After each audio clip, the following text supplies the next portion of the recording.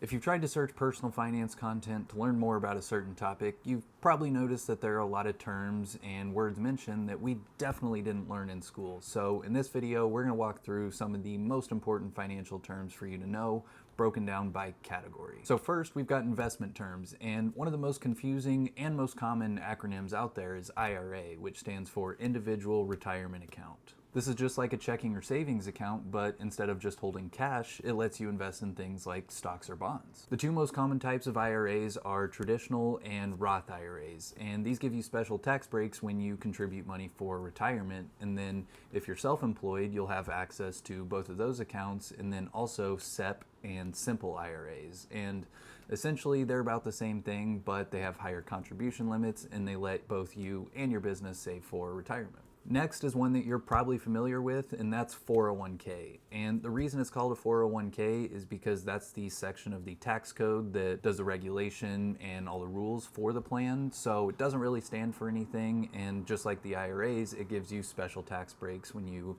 invest for retirement. And if you're self-employed, you'll most likely have access to a solo 401k.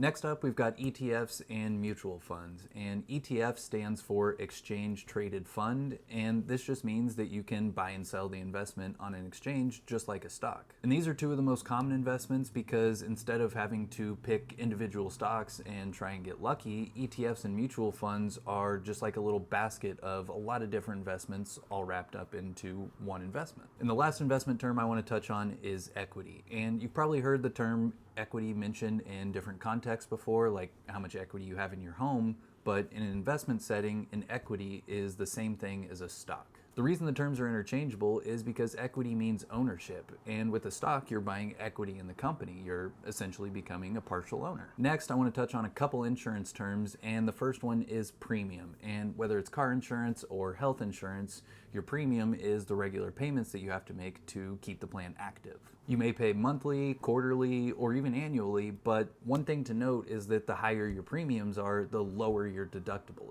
is. And your deductible is the amount you would pay out of pocket before insurance kicks in and starts covering the costs of things. So if you pay a lot each month for insurance, your out-of-pocket costs are most likely going to be less because with those premiums, you're essentially prepaying those costs. But if you want cheaper insurance, then your deductible and out-of-pocket costs are most likely going to be higher because you haven't paid the insurance company as much money, so they're going to make you pay more out of pocket. So when picking insurance plans, there's a balance to consider between how often you're actually going to use insurance, because having a lower premium and a higher deductible, like a higher out-of-pocket cost, can actually be cheaper if you don't have that many medical expenses throughout the year. Next, I want to touch on a couple tax terms, and the first one is marginal. And you most likely haven't heard of this before, but in the US, we have a progressive tax system. This means the more you make, the higher percentage that last piece of income is taxed at. So right now, the lowest tax rate is 10%, and it goes up to 12, 22, 24,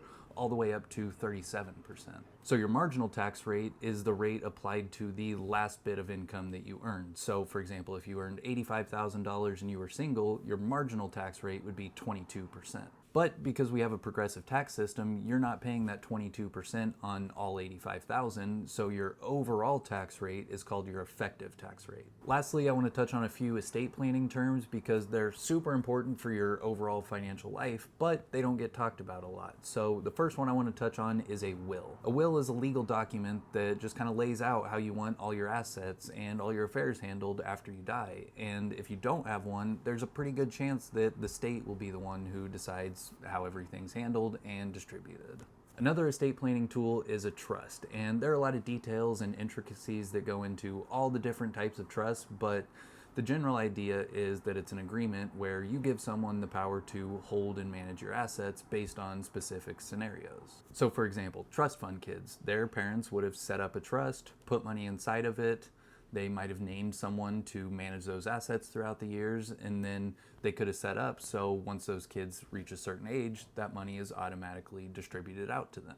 And trust can be used for a lot of different purposes, like donating to charity or sheltering assets from estate taxes, but That's just a brief overview of trusts, and the last term I want to touch on in this video is power of attorney. Also known as a POA, a power of attorney allows you to name someone to act in your place and make decisions for you if you were to become incapacitated and unable to make decisions for yourself. These can be financial choices, medical choices, life decisions, and really any major decisions. And this is important because if you wait too long, it might be too late and it causes a whole mess that really only time and money can solve.